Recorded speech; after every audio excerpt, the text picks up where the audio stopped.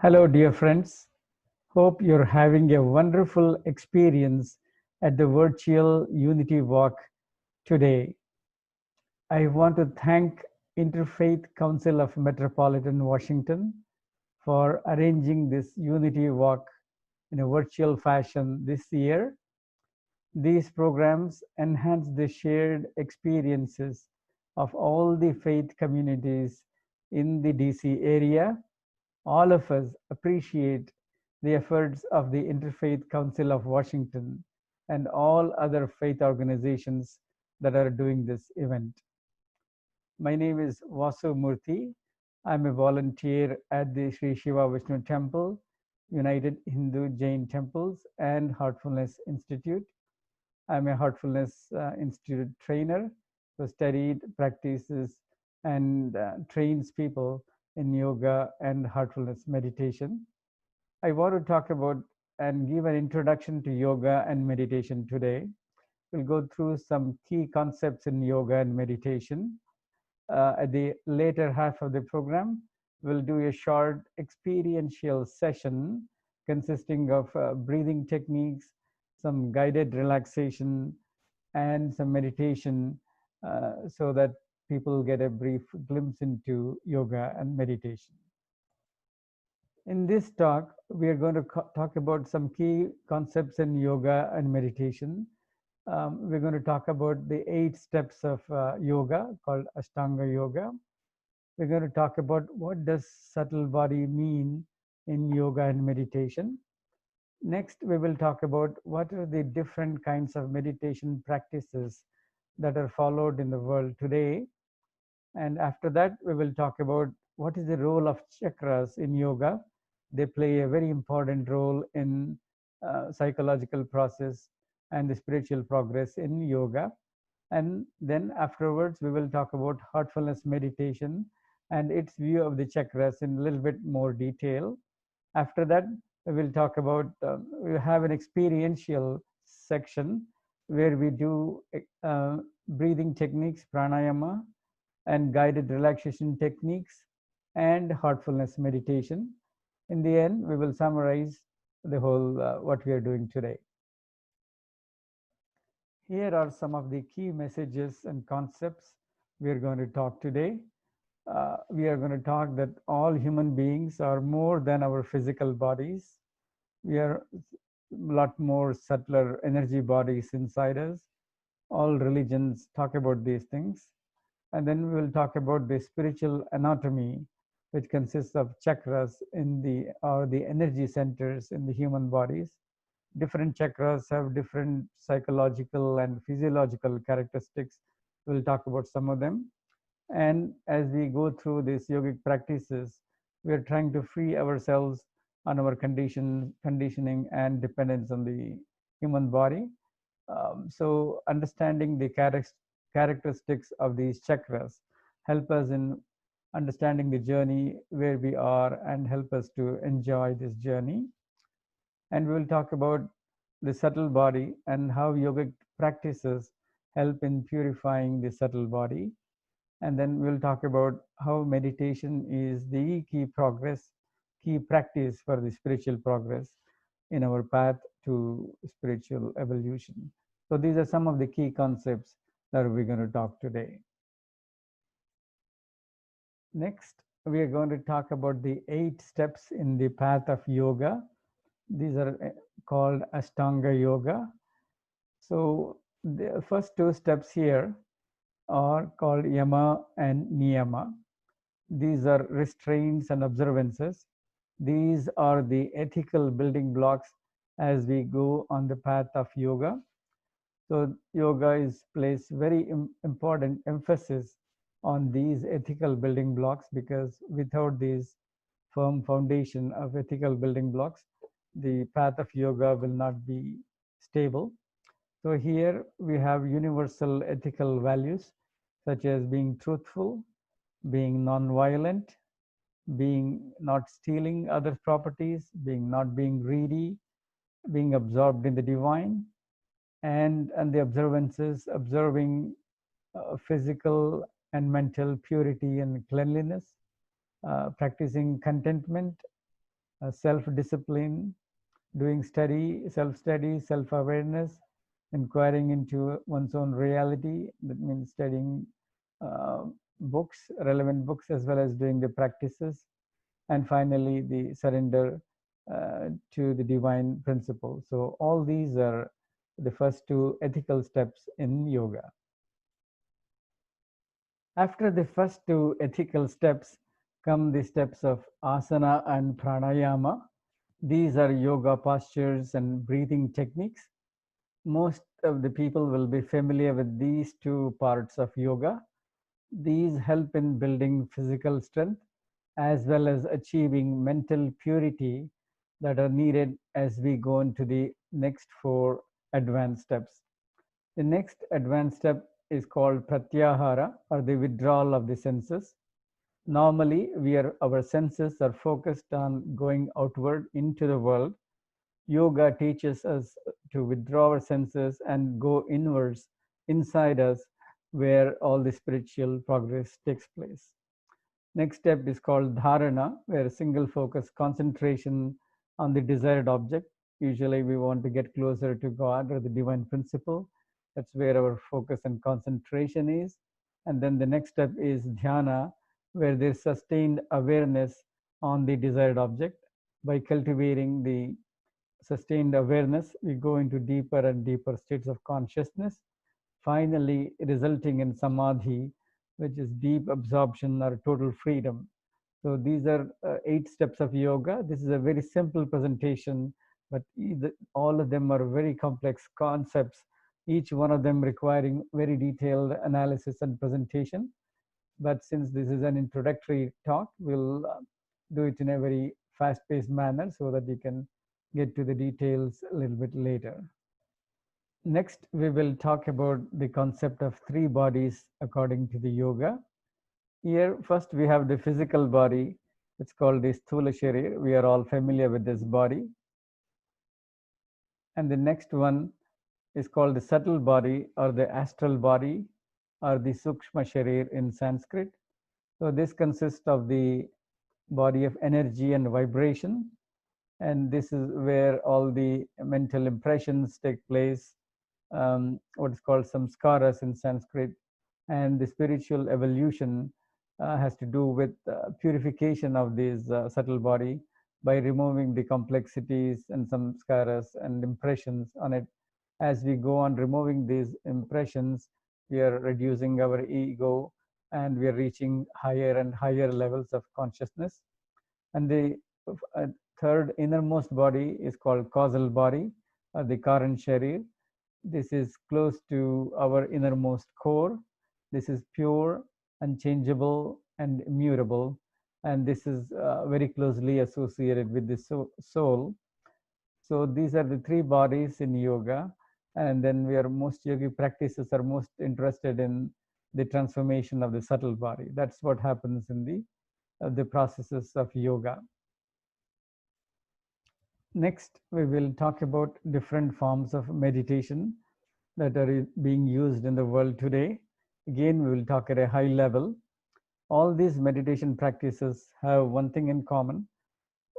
They all provide different forms of anchor, something for our awareness to rest on as we do these practices.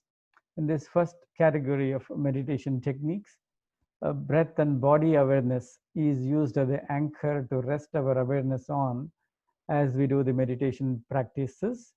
But these are known as vipassana practices or mindfulness practices. The millions of people practice this and get benefited by this. And there are very subtle differences between the two, but we don't have time to go into details about these. But the key characteristics are focus on breath and awareness, breath and body awareness, and then these help in stress management, calming of the mind, and then remove negative emotions. So millions of people practice these techniques and get benefited by them. Second form of anchoring, as we talked about, is here the mantra-based meditation. Here some sort of a mantra or a seed sound is used as the anchor for resting our awareness. Examples of these are transcendental meditation, japa-based meditation, etc. These also help us to go into higher levels of consciousness. The third form of meditation or anchoring is by anchoring on a subtle thought, and also use the help of yogic transmission called pranahuti in Sanskrit. In this meditation, the subtle thought is used. The examples of these meditation are the heartfulness meditations, which we are going to practice in a little while. So these meditation practices also take very deep into ultimate reality and higher levels of consciousness. Here we talk about the 7 traditional chakras in the traditional yoga literature. The first 3 chakras enable us to function in the real world, and the next 4 chakras are in the path of spiritual evolution. So the first chakra is the root chakra or the Mooladhara chakra. This exists near the base of the spine. This symbolizes our connection to the material world.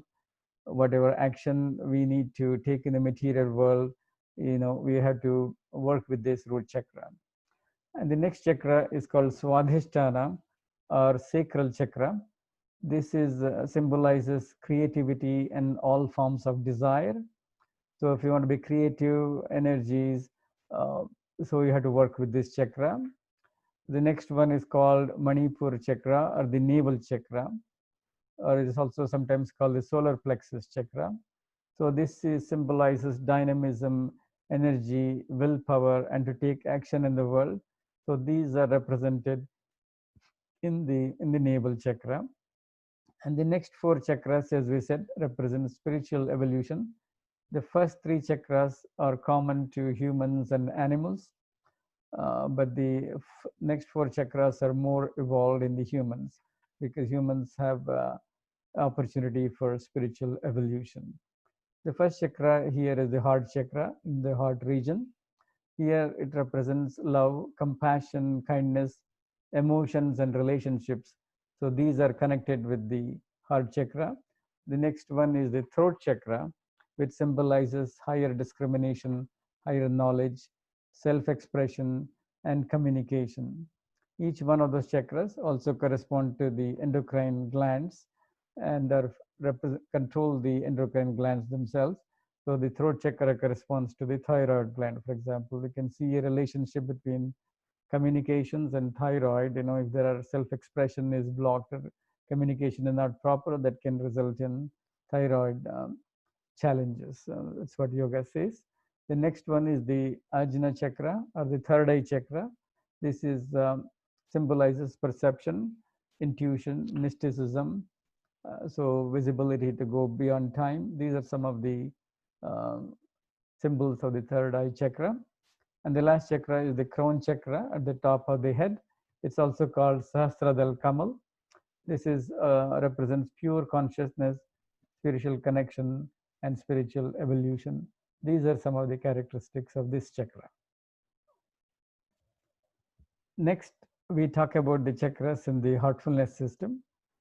Here also the chakras begin with the heart region, because all spiritual evolution begins with the heart region, as we saw before. Here there are more chakras in the heart region. There are 4 chakras in the heart region, as opposed to 1 chakra in the traditional system. This is as though, as you see the sky from a telescope, what appears to be one star in the beginning, as we go use more powerful telescopes, may appear as several stars. The same concept here. The heartfulness system expands the chakras into 4 chakras, and each chakras have their own psychological characteristics. And together, these chakras are called the region of duality, as mentioned in the Bhagavad Gita. These dualities represent likes and dislikes, anger and compassion, fear and courage. These are some of the examples of the dualities, and they're represented by some of these chakras.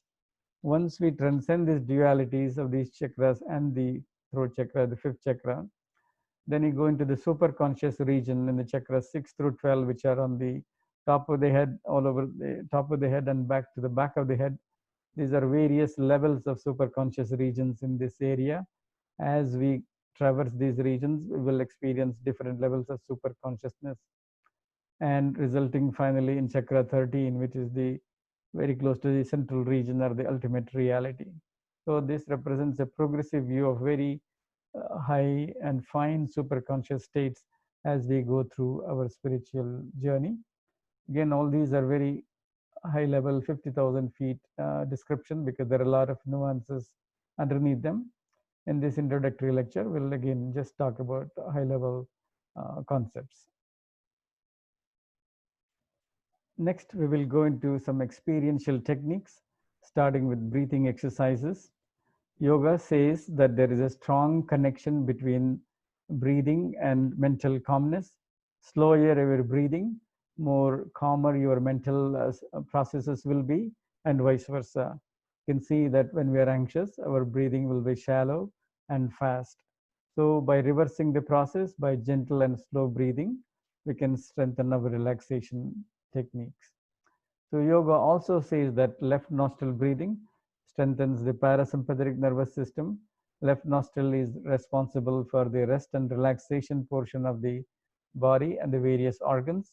You can see that yourself by placing a hand on the near the nose. This is daytime. During daytime, you can see that the right nostril breathing will be stronger for most people, and during nighttime after 10 or 11, left nostril breathing will be stronger. So by strengthening or using the left nostril breathing, we are increasing rest and relaxation in the body. So let's try this. Let's close our right nostril with the right thumb and breathe through the left nostril. It also helps to have another hand on the diaphragm. So again, it will further slow down the breathing and makes it longer.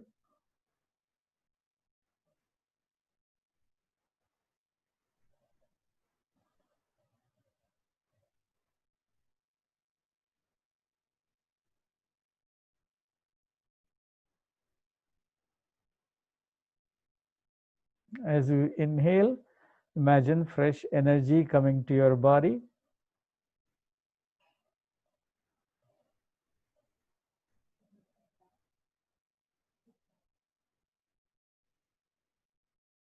As we exhale, let go of all stresses and strains.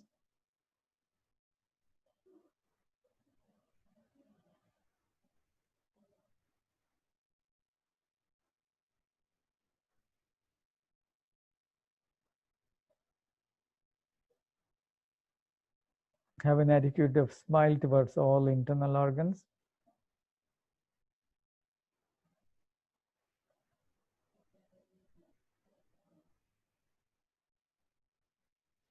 As you complete this process, be aware of the body and the mind.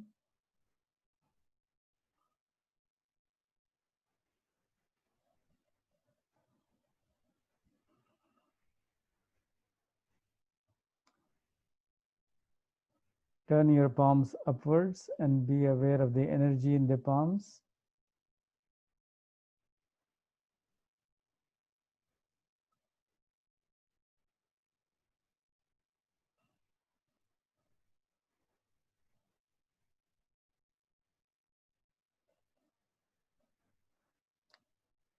Repeat in steps of 9. If you want to go deeper, do another set of 9.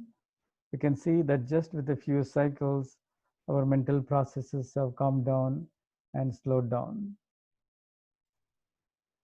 Next, we go into alternate nostril breathing called Anuloma Viloma Pranayam. Yoga says that this simple but very effective method cleans out all the subtle energy channels and promotes general wellness.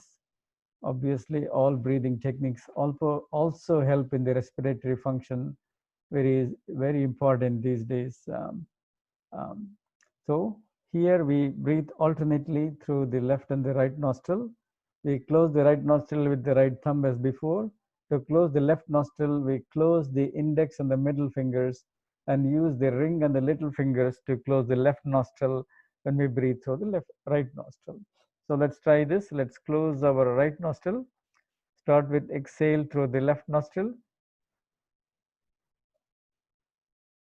Inhale through the left. Exhale through the right, closing left. Inhale through the right. Exhale through the left. Again, inhale left. Exhale right. Inhale right. Exhale left. Let's do a couple of more cycles.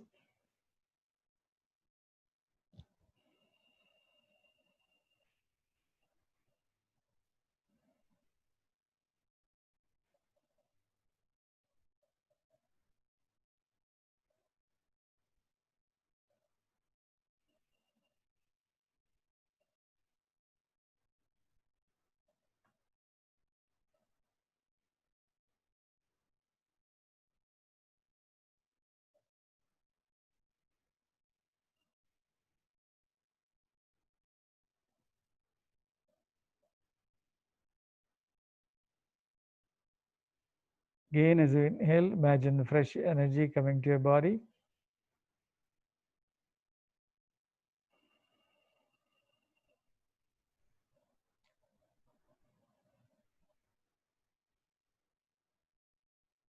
As you exhale, let go of all stresses and strains.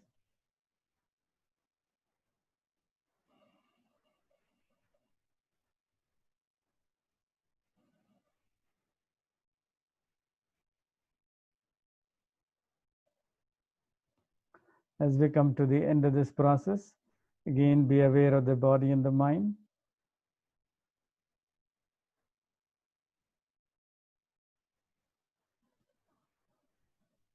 Again, be aware of the energy in your palms.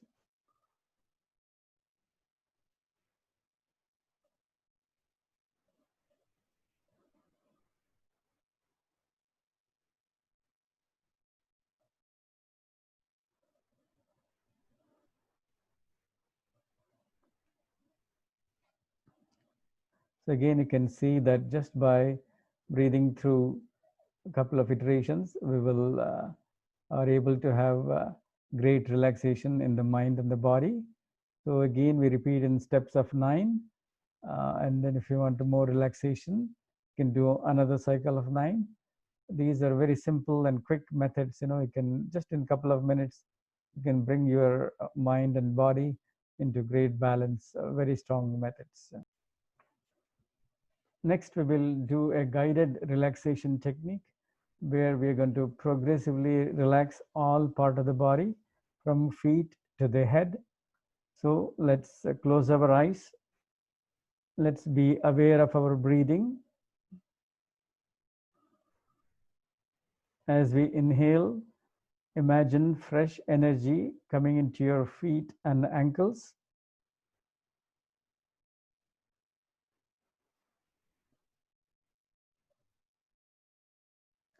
As we exhale, let go of all stresses and strains in our feet and ankles. Our feet and ankles are completely relaxed.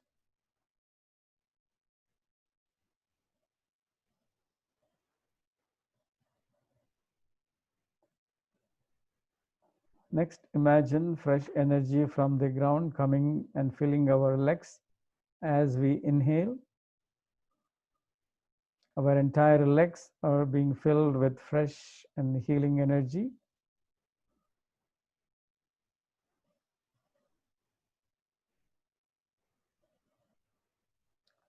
As we exhale, our entire leg is completely relaxed.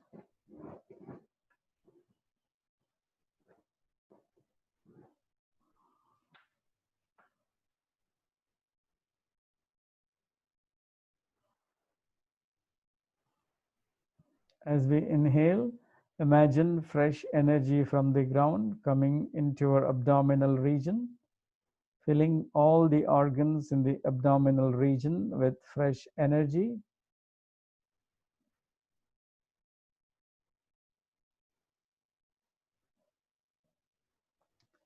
As we exhale, our abdominal region is completely relaxed.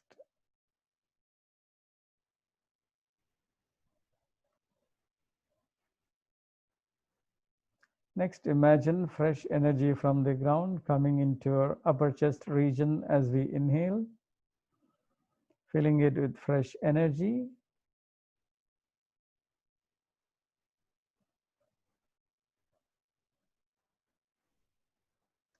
As we exhale, our entire upper chest area is completely relaxed and healthy.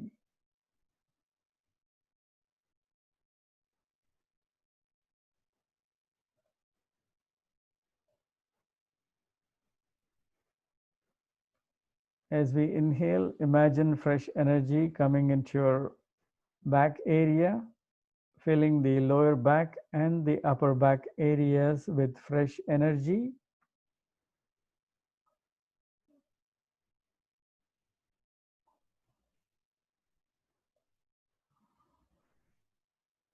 As we exhale, our complete back area is completely relaxed.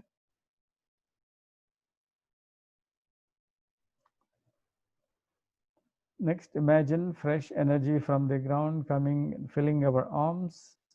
As we inhale, filling the arms from the shoulder joints to the fingertips, the entire area being filled with fresh energy.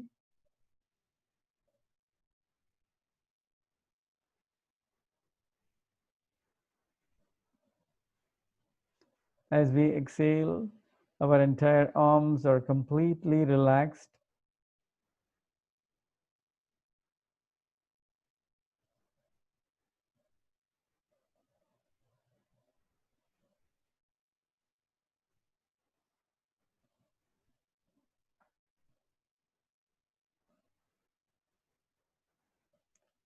Next, imagine the fresh energy from the ground coming to our shoulders and neck areas, filling them with fresh energy.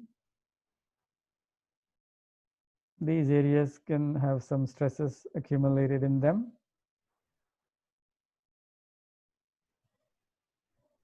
As we exhale, our entire shoulders and neck areas are completely relaxed.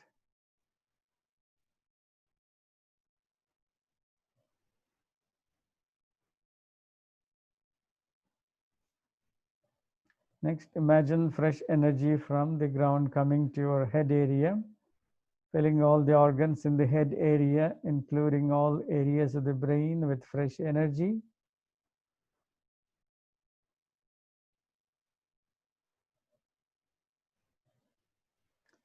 As we exhale, all the organs in the head area are completely relaxed.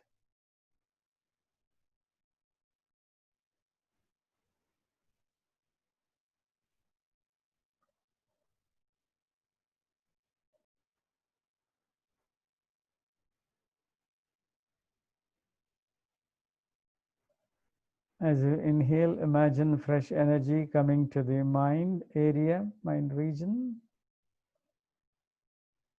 As we exhale, entire mind is completely relaxed.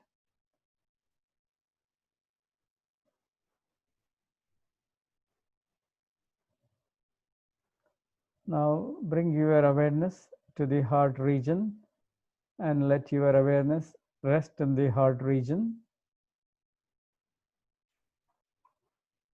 Let our awareness rest in the heart area. Now we will go and do few minutes of heartfulness meditation. Make a supposition that there is divine light in the heart. Just a gentle supposition. There is no need to visualize. There is no need to concentrate. Just a subtle suggestion. If other thoughts do come, gently bring your awareness back to the heart region. It's a very, very gentle and passive process. Let our awareness rest in the heart and let's experience a couple of minutes of silence.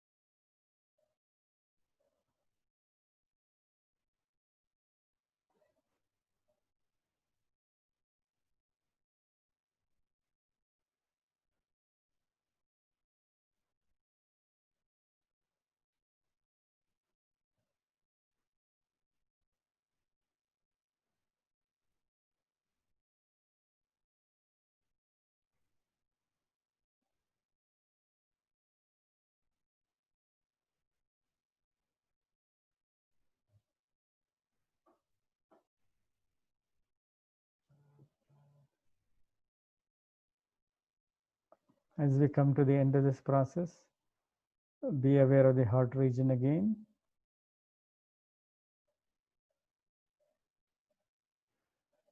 Let the condition expand from the heart region and fill your entire body.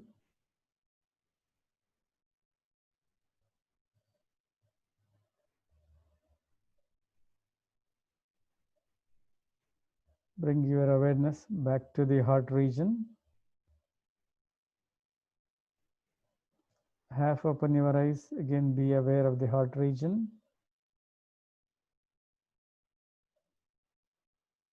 Slowly open your eyes and again come back to normal consciousness. By being aware of the heart region, you're going to come back to this experience of meditation. It's a very powerful way to experience going to the deep core of what we are by connecting with the divine energy in the heart. Hope all of you had experience this method. More you do this, obviously we will get better at it. Hope this is a good introduction into the method. And there are YouTube links in the presentation that you can use to do it on your own. I want to summarize what we went through in this presentation. We went through 8 different steps of yoga. We went through different forms of meditation. We went through the chakras from the traditional yoga perspective and heartfulness meditation perspective. We had an experiential section where we experienced pranayama, guided relaxation, and a brief heartfulness meditation. We also saw that how chakras and their properties help a seeker or a practitioner to understand the journey and enjoy the journey. Here are some reference material and some links here. It will be in the PowerPoint you can use to get more information about these practices. Hope you have enjoyed this presentation. I want to thank Interfaith Council of Metropolitan Washington for arranging this Unity Walk Day. It's a wonderful experience for all faith-based people in this region. And I want to thank UHGT and SSVT for this presentation. I hope you have enjoyed this presentation and have a great Unity Walk Day and a great rest of the year. Thank you.